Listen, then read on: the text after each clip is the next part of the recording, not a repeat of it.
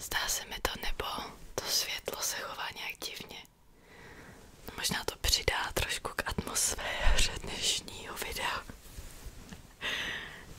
Ahoj, vítejte u dnešního videa. A dneska mám na sobě svůj starý kostým mozkomora, protože vám budu číst nějaké strašidelné, hrůzostrašné příběhy. Jedna moje milá odběratelka, Kristýna, se právě ptala, jestli bych mohla udělat takhle podobné video.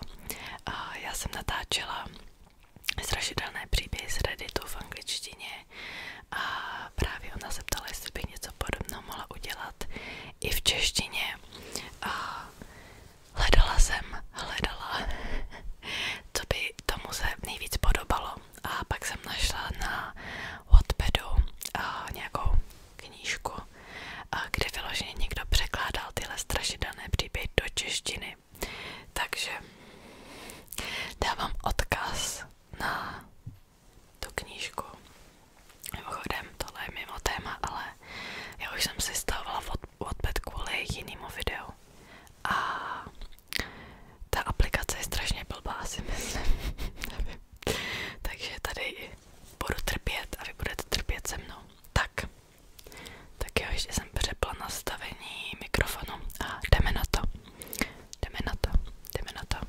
První příběh se jmenuje Krb. Před 4 lety jsem žila na obrovském statku, který byl přestavěn do 2 bytů. Ten dům byl znám jako domov starých chlapců a používal se k ubytování chlapců s problematickým chováním, než byl uzavřen kvůli podezření ze zneužívání. V té době jsem žila se svým přítelem a naší 3letou dcerou. Moje ložnice měla velký krb, který byl zabedněn a přemalován, a když jsem přestavovala nábytek, rozhodla jsem se k němu přisunout svoji postel, takže v podstatě fungoval jako její čelo. Tu noc okolo 1 hodiny ráno jsem uslyšela drobounký hlas, jak říká: Mami, mami, mami, mami, maminko. Posadila jsem se v posteli, ale nic neviděla. Tak jsem se natáhla přes mého přítele, abych sebrala svoji dceru a dala ji k nám do postele. Stále jsem hmatala všude kolem a stále slyšela ten hlas, ale nemohla ji nahmatat. V tom se vzbudil můj přítel, rozsvítil lampičku vedle postele a zeptal se: Co to sakra děláš? Vysvětlila jsem mu, že se Amelia snažila dostat do naší postele a že jsem se pro ní chtěla natáhnout. Nikdo tam nebyl, moje dcera spala ve svém pokoji. Přišla další noc, znovu okolo 1 hodiny ráno začal náš pes kňučet na vchodové dveře. Tak přítel vstal, aby ho pustil ven. Znáte ten pocit, když si někdo lehne do postele vedle vás, kdy se postel na jednom místě prohne a vy cítíte teplo na zádech? To jsem ucítila, takže jsem předpokládala, že se už můj přítel vrátil do postele. Přetočila jsem se, ale on tam nebyl a já cítila, jak se tlak na prohnutém místě postele uvolnil. Cokoliv leželo vedle mě, se v tom okamžiku zvedlo. Další den jsem svoji postel přesunula na druhou stranu místnosti a během dalších 2 let, co jsem v tom domě zůstala, se už nic podobného nestalo.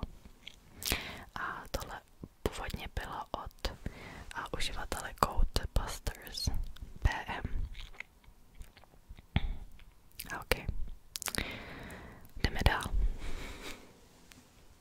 Čekala jsem ještě, že něco se stane, ale nic už se nestalo. Tak jo. Hlasy v lese. Hlasy v lese. Hlasy v lese je další příběh. Mám kamaráda, který pracuje jako lesní hlídač, takže v podstatě správce, který vám nemůže nic udělat. Řekl mi o svém zážitku, kdy jednou s jiným skutečným správcem sbíral nelegálně rozmístěné kamery spouštěné pohybem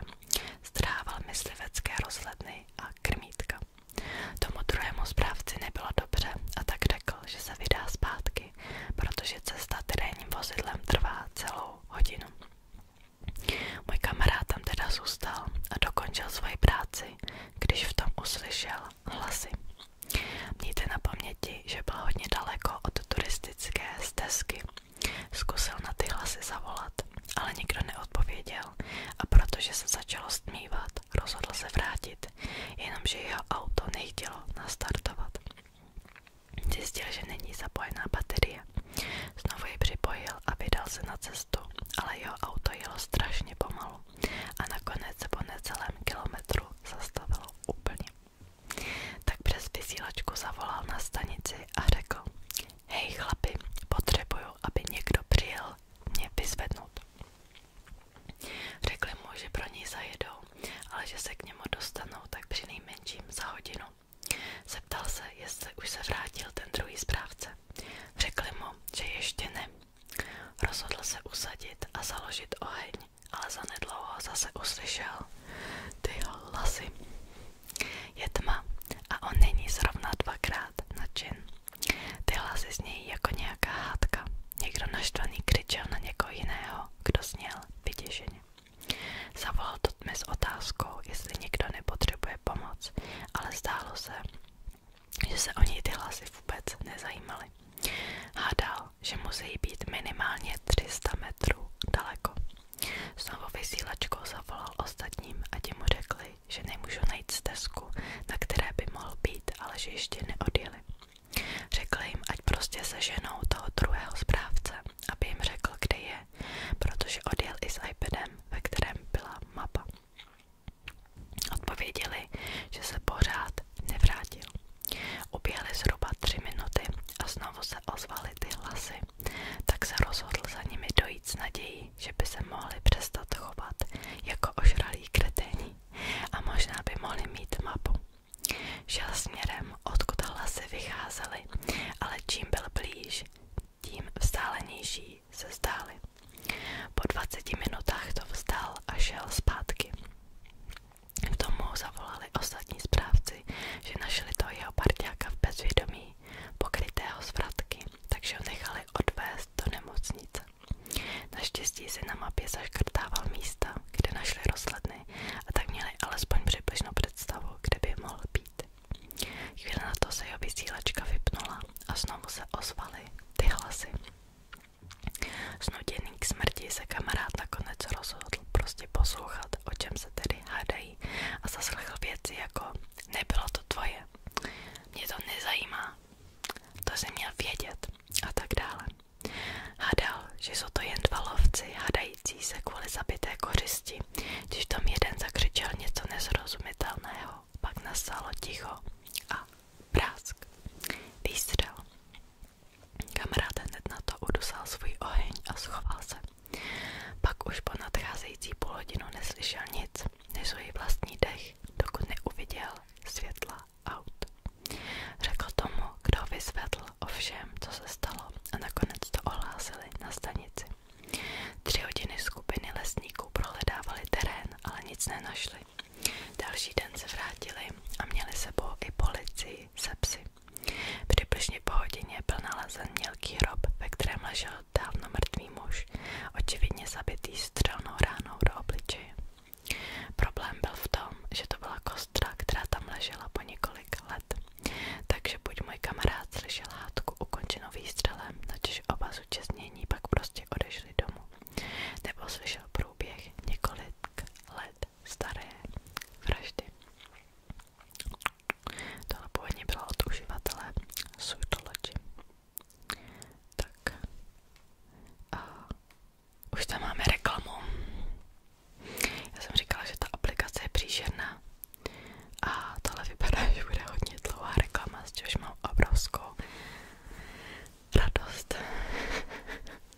Tak jo, po asi minutě reklam jdeme dál. Pacientka. Měla jsem na starost veřejné služby v místní nemocnici. Jednou z mých povinností byla donáška jídelních menů brzy ráno úplně každému pacientovi, což znamenalo, že jsem musela začít obcházku už okolo 5. 6. hodiny ráno. První podlaží byla jednotka intenzivní péče. Byla pořád docela tma.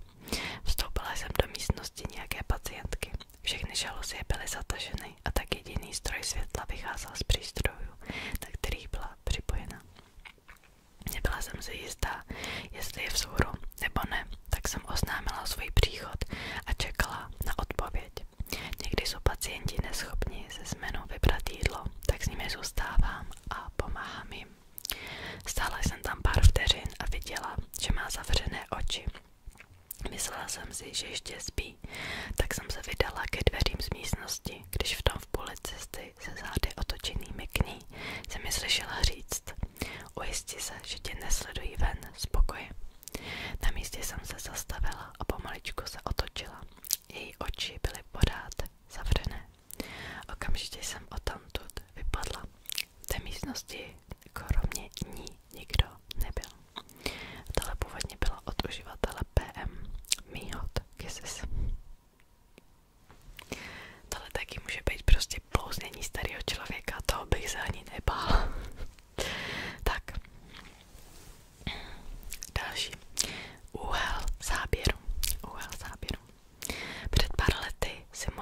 rodiče a bratr vyjeli na dovolenou do zahraničí a já tak měl na 2 týdny celý dům pro sebe.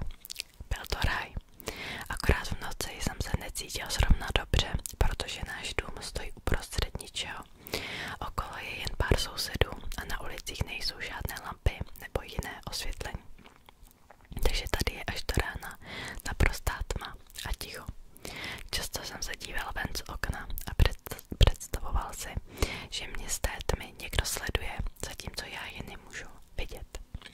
Nakonec mě paranoja dohnala k tomu, že jsem zatahoval závěsy a pak se cítil jako hlupák, že takhle jen děsím sám sebe. O pár osamělých dnů později jsem se ráno vzbudil o několik hodin později, protože mi nezvonil budík. Natáhnul jsem se pro svůj telefon, ale nemohl ho najít, tak jsem se zvednul a zjistil, že z nějakého důvodu leží na stole na druhé straně místnosti. Samo o sobě na tom nebylo nic tak divného. Měl jsem z toho trochu nepříjemný pocit, protože si nikdy nechodím lehnout bez telefonu, ale nakonec jsem si řekl, že jsem ho tam asi prostě jen zapomněl a přešlo mě to. Uběhl týden a já telefonem vyfotil něco, co jsem chtěl ukázat kamarádovi, když tam jsem si všiml, že mám v galerii pár fotek nějakých prostě naprosto náhodných věcí. Přiblížené fotky mojí podlahy, mého povlečení, mých stěn, zkrátka fotky mého pokoje z úhlu, které vypadají tak špatně, že z nich člověk skoro nepozná, co na nich je. Znovu mě popadl ten nepříjemný pocit, ale když vezmu v úvahu, jak ty fotky vypadají, určitě jsem je prostě musel vyfotit omylem. Jakože jsem třeba nechtěně stisknul tlačítko pro vyfocení, zatímco jsem během chůze měl telefon v ruce. Pak jsem si ale všiml, že mezi těmi fotkami i video a mě v ten moment bez legrace začal bolet hrudník, i když nevěřím nadpřirozeno a vím, že existuje racionální vysvětlení. Je to video mojí postele a mě, jak v ní ležím. Je tam vidět jen moje předloktí, ale slyšet, jak pomalu dýchám, jako bych spal. Z úhlu toho videa šlo poznat, že bylo natočeno od někud z boku mojí postele. A tohle bylo od uživatele Pingus. Já jsem čekala, že ještě tam to ještě bude pokračovat, ale tyhle příběhy prostě najednou jako končí z ničeho nic. Tak jo, jdeme dál. První rande. Blížil se Halloween a my se s kamarády vyprávěli ducharské historky. Jedna moje kamarádka řekla, že nám poví příběh o prvním rande jejich rodičů. Říkala, že o tom příběhu nerada mluví, protože je přeci jen podle pravdy, ale my k tomu pobíchli. A nakonec nám ho řekla. Abych se tedy dostal k tomu podstatnému. Její rodiče strávili pěkné, ne-li neohrabané první rande a okolo času, kdy už by si pobřáli na dobrou noc, muž v dané situaci, táta mé kamarádky, navrhl půlnoční turu po Provo kanionu. Zjevně to tam znal, jelikož tam byl už několikrát les po horách a tak ti dva přijeli na skaliska kanionu, vylezli ze svých aut a vydali se na procházku jen pod světlem hvězd, jelikož bylo novoluní. Já tady musím stopnout, prosím vás. A nikdy nechoďte na nějaký skaliska o půlnoci s člověkem, co neznáte, jo, to je jako jak se nechat zabít prostě. To je úplně návod, jdeme dál. Najednou však muž začal mít špatný pocit, protože stezka před nimi vedla pod několik stromů, takže by tam byla opravdu velká tma a navíc už bylo hodně pozdě. On však ten pocit ignoroval a pokračovali dál. Později v příběhu žena řekla, že měla stejný pocit přibližně ve stejnou chvíli jako muž, i když tu stezku neznala tak dobře jako on. O minutu později muž ten pocit dostal znovu a znovu ji také potlačil, načež se vydal na stezku pod ony stromy, když tam jeho noha vrazila do něčeho měkkého přímo uprostřed cesty. Pod těmi stromy byla však příliš velká tma na to, aby šel vidět, co byla ta měkká věc, do které kopnul. V tom se ten špatný pocit vrátil, jenže tentokrát ještě silnější. A tak se místo zjišťování, na co to vlastně narazil, oba shodli, že odtamtud prostě vypadnou. O několik let později, když už byli po nějakou dobu manželé, se spolu dívali na rozhovor se sériovým vrahem jménem Ted Bundy. Během toho rozhovoru se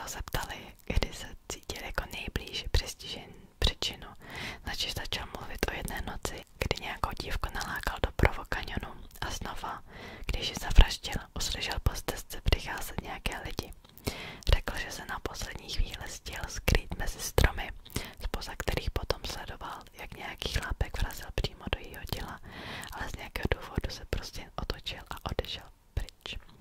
To byl od uživatele R.V. Bingham. Co si takhle rozsvítit, jako.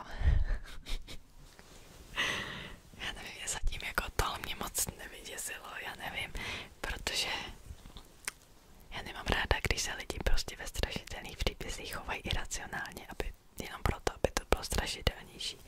Já mám ráda příběh, kdy prostě všichni se chovají normálně, ne jako prostě typicky v hororech, kdy vlastně místo, aby vyběhli ven z domu, tak běží do patra, takový nesmysly, to mě jako vyloženě rozčiluje a tenhle příběh mě taky rozčiluje. Tak jo. Imaginární kamarád. Když jsem byl menší, měl jsem imaginárního kamaráda, který žil v takové masivní starodávné skříni. Plakali jsme se spolu a já si velmi jasně pamatuji, že mi vyprávěl příběhy, jenže už si nevzpomenu, o čem vlastně byly. Pamatuju si, jak jsem se o tom jednou bavil s rodiči. Táta hodně cestoval a tak moc nevěděl, o co jsem se zajímal. A když jsem mu řekl o mém kamarádovi ze skříně, chtěl vědět, jak se jmenuje. Bylo to něco nevinného, jako Petr nebo Patrik, ale přesto si pamatuji, jak mu z toho spletl obličej. Nakreslil jsem pro něj Petra nebo Patrika a hned další den on a můj strýc tu skříň vynesli z domu a spálili ji. Teprve o několik let později jsem se dozvěděl, že mladší bratr mého táty, můj strýc, měl úplně stejného imaginárního kamaráda se stejným jménem, který žil ve stejné starodávné skříni. Po několika měsících těch typických kravin s imaginárním kamarádem začal můj strýc mít příšerné noční můry a nemohl kvůli tomu Petrovi nebo Patrikovi spát. Došlo to tak daleko, že ho jeho rodiče museli z toho pokoje vystěhovat, dokud se nedal zpátky do pořádku. Od uživatele Tony FX. Tak jo, dáme si asi poslední příběh. Západ slunce. Zatím ještě ani jeden příběh moc nevyděsil teda, tak tohle video bude takový jako slabší asi. Západ slunce. Byl jsem na pracovní cestě ze San Francisca do Los Angeles. Poslední den ve městě jsem skončil brzy a tak jsem se vydal na pláž. Po cestě jsem se zastavil u telefonní budky a zavolal na leteckou linku, jestli bych mohl letět pozdějším letadlem, protože jsem z pláže chtěl sledovat západ slunce. Tak jo. Milá paní na lince mi řekla, že je vše zařízeno. Později toho večera dorazím domů a moje žena se může smíchy pomočit. Já věděla, že nejsi mrtvej, opakovala pořád dokola. Teď mi tam vlezla reklama, nemůžu to přečíst. Později jsem zjistil, že majitelé společnosti, pro kterou jsem pracoval, ti, co koupili letenky k mému původnímu letu, jí volali a říkali jí, jak jim je líto její ztráty. Můj vedoucí brečí a moje žena se směje a říká jim, že nejsem mrtvý. Můj původní let byl ten let z 80. od jihozápadní aerolinky, na kterém se nespokojený pracovník obsluhy zavazadel dostal na palubu s pistolí a oba piloty střelil ze zadu do hlavy.